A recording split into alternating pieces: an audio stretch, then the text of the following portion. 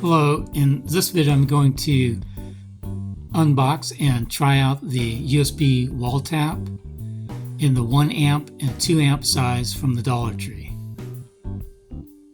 Okay, so I'm going to take a look at the packaging before I unbox these.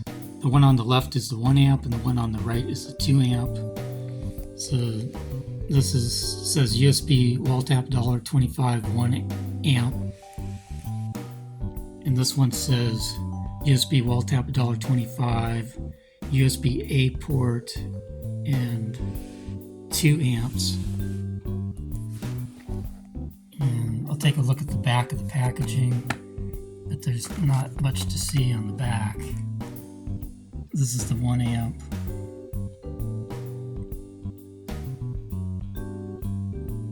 This is the 2 amp.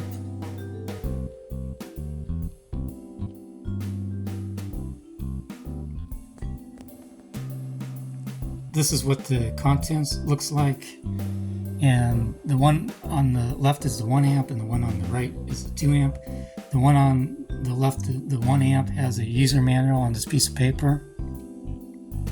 The 2 amp did not have a user manual.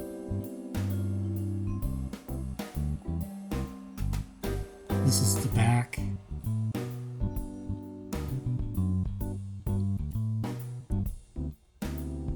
So this is the 1 amp, and this is the bottom, and this is the front, and this is the top, and this is the back, and this is the side, and this is the other side. And this is the 2 amp, and this is the bottom, this is the front, this is the top, this is the back, and this is the side, and this is the other side that has printing on it.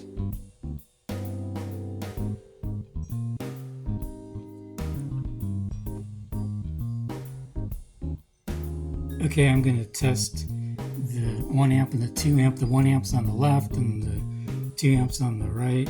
I'm going to test it with this selfie light that I got from the Dollar Tree, and I took the batteries out, so this is running directly off of the USB power tap. So I'm going to turn this on. It's 3 settings, so it's 1, 2, 3. Okay, that's full brightness, so that's working, and that's the 1 amp. Now I'm going to plug this into the 2 amp, and there's 3 settings, so 1, 2, and 3. Okay, so that's working too. So they both work normally. In conclusion, I would rate both of these as 5 out of 5 stars. And if you're going to get one of these, I recommend getting the 2 amp version if they have it in your store. The only reason I bought the 1 amp version is because when I bought the 1 amp version, they didn't have the 2 amp version in my store.